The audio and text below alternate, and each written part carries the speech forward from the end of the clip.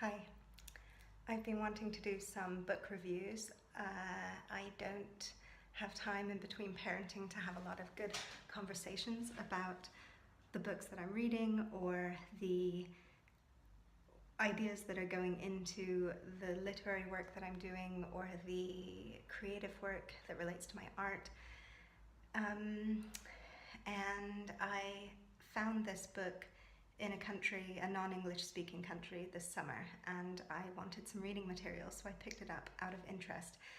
So I thought maybe I'll start this series of book reviews that would perhaps help me discuss some of the things that were intriguing to me in these texts, but also help me then give this book away and have fewer volumes in my personal library. So the book that I'm going to share is about Mary Cassatt. It is a biography.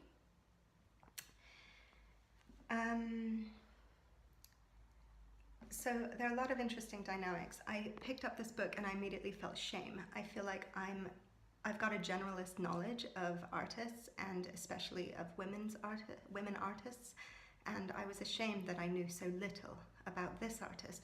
She's part of the group of the Impressionists, and yet I wasn't that familiar with her work, and I was like, well, she's an American artist, so maybe I've been on the continent of Europe for too long and I'm not familiar with American artists, or maybe it's because she's a woman and there are certain artists who are lauded more than others due to their sex.